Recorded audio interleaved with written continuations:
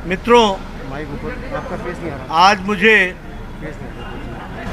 RML hospital के vaccination centre पर आने का सौभाग्य प्राप्त हुआ। मेरे साथ भारत के केंद्रीय स्वास्थ्य मंत्री श्री हर्षवर्धन जी, हमारे प्रदेश के अध्यक्ष श्री आदेश गुप्ता जी, हमारे राष्ट्रीय उपाध्यक्ष और दिल्ली के प्रभारी बैजयंत पांडा जी और हमारे इस सारे वैक्सीनेशन के कार्य को देखने वाले हमारे राज्यसभा के सदस्य श्री डॉक्टर अनिल जैन जी और हमारे सभी पदाधिकारी कार्यकर्ताओं के साथ मुझे यहाँ इस वैक्सीनेशन सेंटर पे आने का सौभाग्य प्राप्त हुआ। यहाँ जो व्यवस्थाएं की गई हैं वह बहुत ही माकूल हैं। हमारे राणा साहब, एमएस साहब ने इसकी सारी चिंता की है और बड़े सुचारू रूप से वैक्सीनेशन का काम चल रहा है।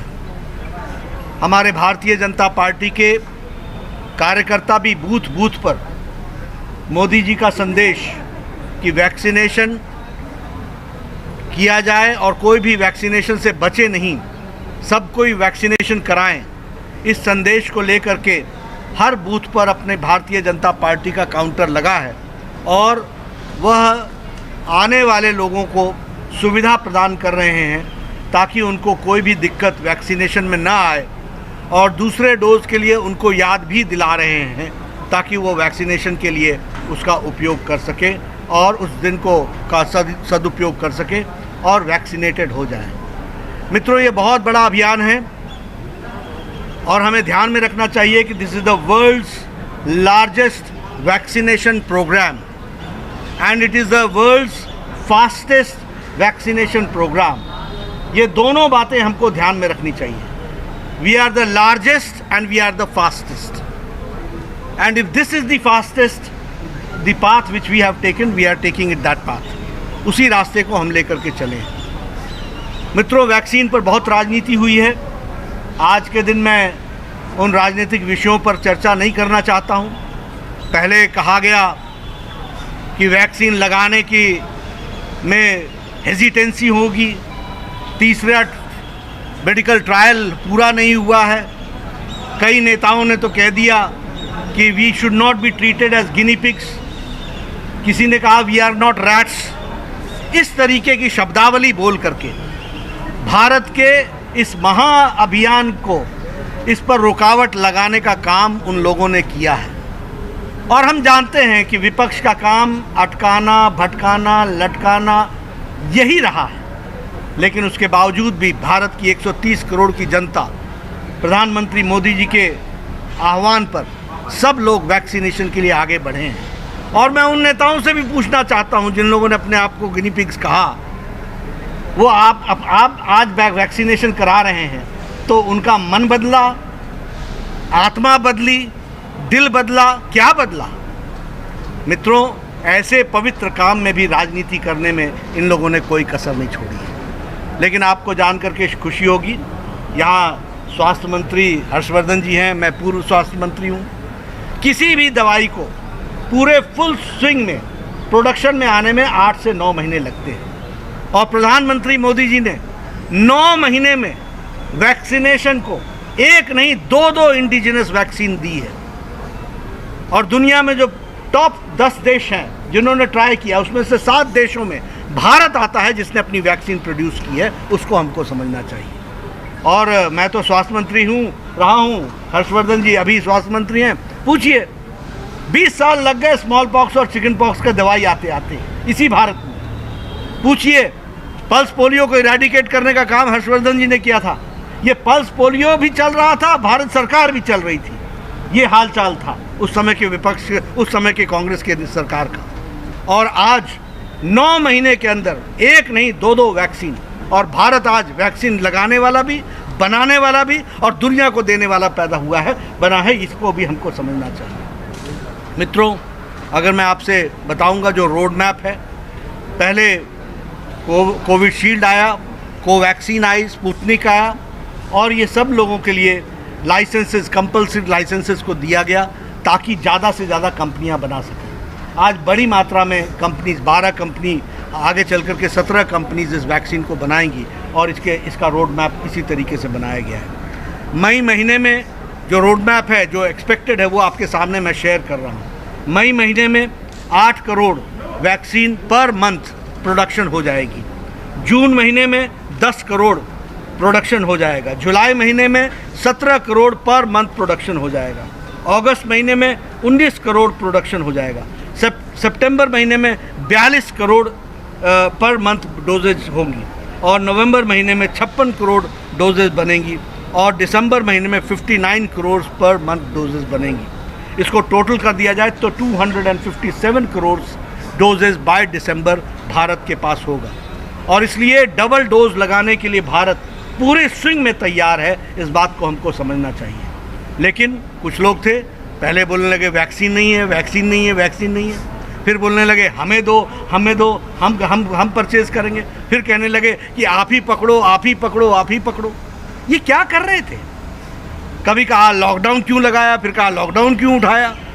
मित्रों, भारत की जनता बहुत गहराई से देख रही है, काम करने वाले को भी देख रही है और काम में अटकन लगाने वालों को भी देख रही है और जो लोग भटका रहे हैं उनको भी देख रही है। मैं यहाँ पर सिर्फ आपसे यही निवेदन करने आया हूँ कि भारतीय जनता पार्टी का एक एक कार्यकर्ता इस महाअभियान में पूरी ताकत के साथ लगेगा और भारत को वैक्सीन युक्त, कोरोना मुक्त इस काम को करके हटेगा। इस बात को हमको समझना चाहिए। इसलिए हम वैक्सीन युक्त इस अभियान में लगे हैं और प्रधानमंत्री जी के आह्वान को, उसको लेटर और स्पिरिट में नीचे उतारने के लिए हम सब लोग कृत संकल्प है। आप सबका सहयोग और आप सबका समर्पण, आप सबका इस काम में सहयोग हमको मिलेगा, ये मैं कहना चाहता हूँ। एक और मैं कहना चाहता हूँ और वो ये कि कुछ लोग आजकल आपको ट्विटर पर दिखते हैं, कुछ लोग आपको प्रेस कॉन्फ्रेंस में दिखते हैं और कुछ लोग डेली प्रेस पर रिलीज़ देते हुए अपने चेहरा दिखाते हैं। ये भारतीय जनता पार्टी है। बाकी सारी पार्टियां याद रखना क्वारंटाइन हो गई हैं, आइसोलेशन में चली गई हैं, कुछ तो आईसीयू बेड्स तक पहुंच गई हैं। ये सब क्वारंटाइन हो गई, कोई नहीं दिखता। सेवा ही संगठन के नाम पर भारतीय जनता पार्टी का एक एक कार्यकर्ता जब पहली वेव आई थी तब और जब दूसरी वेव आई है तब अपने जान को जोखिम में डाल करके पूरी ताकत से समाज की और जनता की सेवा में लगा है। आप सबका सहयोग वांछित है, आप सबका सहयोग हमें मिलेगा और हमारे कार्यकर्ताओं को मैं शाबाशी देता हूं।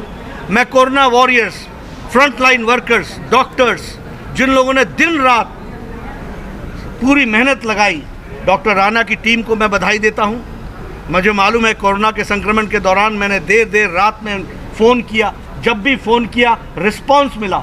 और एक बात और है, इस कोरोना के संक्रमण में सरकारी अस्पतालों में ने जो काम करके दिखाया है उससे इनकी साख भी बहुत अच्छी बनी है। इसको भी हमें ध्यान में रखना चाहिए। ये हमको नड्डा जी आज और इसके साथ साथ मैं आपको यह भी कहना चाहता हूं कि जो नई स्वास्थ्य नीति भारत में आई थी, जिसका श्री गणेश हुआ है, वो कॉम्प्रिहेंसिव हेल्थ केयर है और उस कॉम्प्रिहेंसिव हेल्थ केयर में प्रिवेंटिव और क्यूरेटिव ये दोनों को जोड़ा गया है। और आज 21 जून है, आज 21 जून योग दिवस है। ये प्रिवेंशन का काम है और इसलिए योग क्या है? योग है जहाँ शरीर, मन, आत्मा इन तीनों का जोड़ हो जाता है, इसी को योग कहते हैं। और इसी में से इनलाइटनमेंट होती है, शरीर की भी, मानसिक दृष्टि से भी।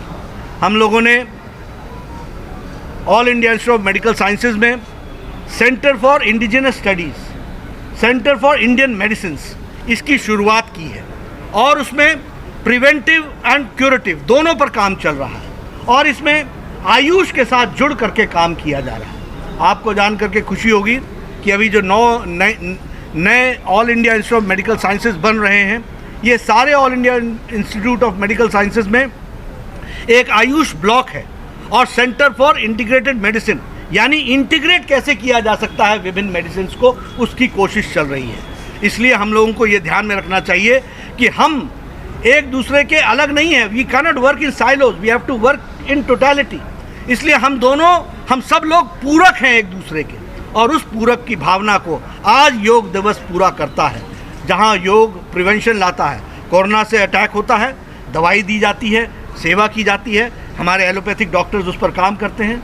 लेकिन जब वो ठीक हो जाता है कोरोना से, तो उसके बाद जो साइड इफ़ेक्ट्स होते हैं उसमें प्राणायाम बहुत काम करता है, उसमें योग बहुत काम करता है, वो हमारी रेस्पिरेटरी सिस्टम को ताकत देता है। इसलिए एक दूसरे के पूरक विधा को हम आज बहुत ताकत के साथ योग दिवस मना रहे हैं। हमारे सभी कार्यकर्ता सब ने सुबह सुबह योग किया है और मैं प्रार्थना करूंगा कि ये हम दैनिक जीवन का अपना पार्ट बनाएं। और मोदी जी ने जिस तरीके से योग को दुनिया में पहुंचाया है अंतर्राष्ट्रीय योग दिवस को मना करके, और दुनिया ने योग की विधा को जो उस तरीके से सराहा है और उसको अपनाया है, वह बताता है कि भारत की विधा की ताकत कितनी है। और मोदी जी ने इसी ताकत को दुनिया के सामने रखा है, इसलिए वो बधाई के पात्र हैं। और आज दुनिया वर्ल्ड योग दिवस मना रही है। मेरी बहुत बहुत शुभकामनाएं हैं। बहुत बहुत Subscribe now and press the bell icon. Never miss an update.